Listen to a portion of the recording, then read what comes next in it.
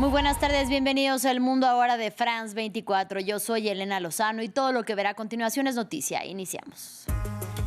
El primer ministro de Israel, Benjamín Netanyahu, ordena iniciar inmediatamente las negociaciones para lograr un cese de hostilidades que conduzca a la liberación de los rehenes que mantiene cautivos Hamás y a la conclusión de la guerra, pero bajo sus propios términos. En tanto, aprobó el plan para la toma de Ciudad de Gaza.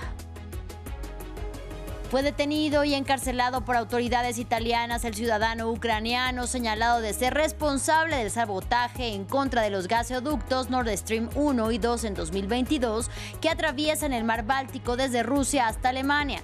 Sergei K., de 49 años, será eventualmente entregado a Alemania para ser procesado. Tenemos reporte.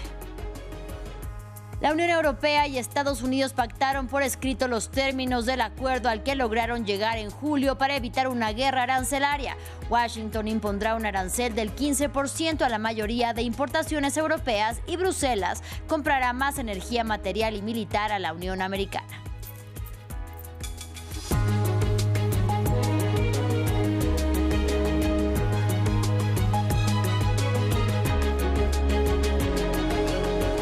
Iniciamos en la Franja de Gaza. El primer ministro de Israel, Benjamín Netanyahu, ordenó iniciar inmediatamente las negociaciones para lograr un cese de hostilidades que conduzca a la liberación de los rehenes que mantiene cautivos Hamás y a la conclusión de la guerra, pero bajo sus propios términos.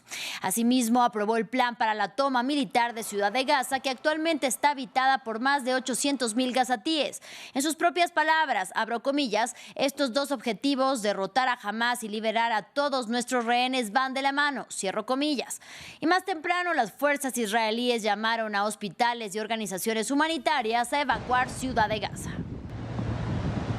Después del inicio de la fase 1 del plan para la toma y ocupación de la Ciudad de Gaza, la más grande del enclave, gazatíes marcharon entre las ruinas en las que los bombardeos han convertido lo que fueran sus hogares para pedir el fin de la guerra y las matanzas que superan ya las 62,000. Gabriel Colchen tiene los detalles. Mientras Israel intensifica sus ataques mortales sobre la ciudad de Gaza, los palestinos del enclave participaron en una pequeña pero poco común manifestación para pedir el fin de la guerra, las matanzas, los desplazamientos y el hambre.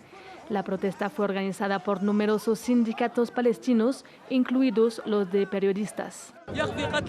No más masacres de civiles, no más destrucción de casas, árboles y vidas. Hacemos un llamamiento a todas las instituciones internacionales y a la comunidad internacional para que pongan fin a esta masacre de civiles palestinos. Todas las operaciones militares dirigidas contra la ciudad y la Franja de Gaza y el pueblo palestino debe poder vivir en seguridad. Algunos habitantes de la ciudad de Gaza ya decidieron huir tras la confirmación de que se está llevando a cabo los primeros pasos dentro del plan militar de Israel de tomar el control de la urbe y la movilización de miles de reservistas. Tuve que huir antes de que se produjera el éxodo masivo de la ciudad de Gaza, ya que debido a mi enfermedad no podría salir entre la multitud. Así que me fui en ese momento, cuando aún no hay tráfico, para llegar al sur e intentar encontrar un refugio para mi familia. Este jueves, el portavoz del ejército israelí en árabe publicó un video pidiendo al personal médico de prepararse a evacuar a todos los pacientes del norte hacia el sur de la Franja de Gaza, eso sin precisar a dónde serían trasladados. Y luego de que el gobierno israelí aprobara el miércoles un nuevo plan para construir 3,400 nuevas viviendas en Cisjordania ocupada a lo largo de Jerusalén, distintas organizaciones se suman a las voces palestinas que alertan que esta expansión de las colonias israelíes, consideradas ilegales por el derecho internacional, podrían atentar contra la futura creación de un Estado palestino, como lo sentenció ya el mismo gobierno israelí. En tanto, Alemania también se sumó a las advertencias contra el plan llamado EU y Reino Unido convocó este jueves al embajador israelí. Tenemos más detalles en el informe de Daci Lanza. Mientras la atención internacional se posa sobre la Franja de Gaza, pocos miran el avance israelí en Cisjordania. En el otro territorio palestino, el gobierno de Benjamín Netanyahu aprobó de forma definitiva el miércoles un controvertido proyecto de asentamiento en la Cisjordania ocupada. Los palestinos y defensores de los derechos humanos alertaron que el proyecto dividiría el territorio en dos.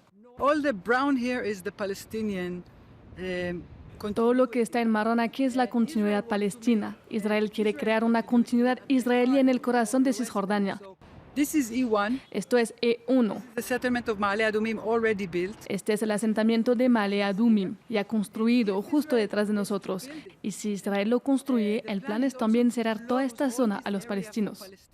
La referente de Peace Now, una organización con base en Israel que releva desde hace décadas el avance de los asentamientos que este país construye en territorio palestino, advierte. El plan E1 que tenemos detrás va a destruir la posibilidad de desarrollar cualquier Estado palestino y de hecho cualquier economía palestina, porque nos encontramos en el corazón de Cisjordania. La mayor parte de la comunidad internacional considera que todos los asentamientos son ilegales según el derecho internacional. El asentamiento en E1, una zona abierta al este de Jerusalén, está en agenda desde hace más de 2 décadas, pero se congeló debido a la presión internacional. Ahora fue retomado, según anunció el 14 de agosto por el ministro de Finanzas y líder colono, Bezalel Smotrich, luego de que países como Francia y Reino Unido aseguraran que reconocerían un Estado palestino en septiembre. Esta realidad entierra definitivamente la idea de un Estado palestino. La ONU reiteró el miércoles la postura que mantiene junto a la mayoría de las potencias mundiales, que estiman que la expansión de los asentamientos erosiona la viabilidad de una solución de 2 estados al fragmentar el territorio palestino. En las últimas horas, el ministro de Asuntos Exteriores de Alemania, Johann Wadephul, desaconsejó encarecidamente avanzar con esta iniciativa que, según dijo, sería contraria al derecho internacional e imposibilitaría una solución de 2 estados. En otras noticias, fue detenido y encarcelado por autoridades italianas el ciudadano ucraniano señalado de ser el responsable de poner explosivos en los gasoductos Nord Stream 1 y 2 en 2022 que atraviesa el mar Báltico desde Rusia hasta Alemania. Sergei K., de 49 años, será eventualmente entregado a Alemania para ser procesado. Desde Berlín, nuestro corresponsal Thomas Sparrow con la información. Las autoridades alemanas identificaron al hombre detenido en Italia como el ciudadano ucraniano Sergei K., sin dar más detalles sobre su identidad para cumplir con las muy estrictas leyes de privacidad que hay aquí en Alemania.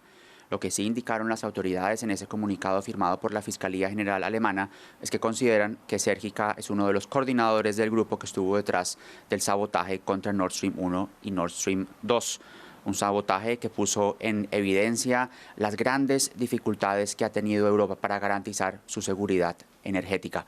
De ahí que la ministra de Justicia alemana, Stefanie Hubig, explicara la importancia de esta detención. Hubig aplaudió la detención asegurando que es un avance en la investigación y reiterando la importancia de que el sabotaje se esclarezca desde el punto de vista legal.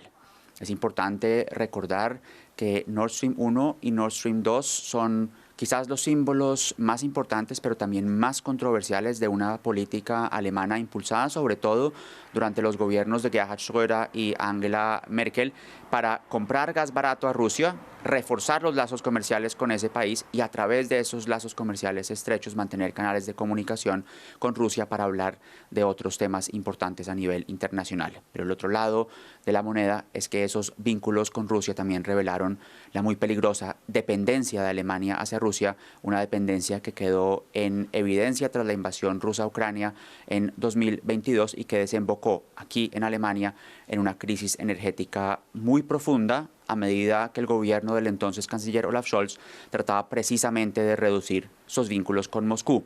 Esta detención, por tanto, es un momento muy importante en la investigación y las autoridades alemanas esperan que pueda brindar más detalles para esclarecer desde el punto de vista político y legal quién estuvo detrás del sabotaje contra Nord Stream 1 y Nord Stream 2. Ahora hablamos de la guerra comercial desatada por la administración Trump. Estados Unidos y la Unión Europea revelaron detalles sobre el acuerdo comercial al que lograron llegar para evitar la imposición de aranceles drásticos de lado y lado. Washington impondrá un arancel del 15% a la mayoría de importaciones europeas y Bruselas a su vez comprará más energía material y militar a la Unión Americana. Sin embargo, el documento dejó en blanco áreas clave como por ejemplo el vino y las bebidas espirituosas, lo que indica que las conversaciones todavía continúan. Más detalles a continuación. Tras una vaga tregua anunciada en julio, el acuerdo comercial entre Estados Unidos y la Unión Europea finalmente quedó por escrito.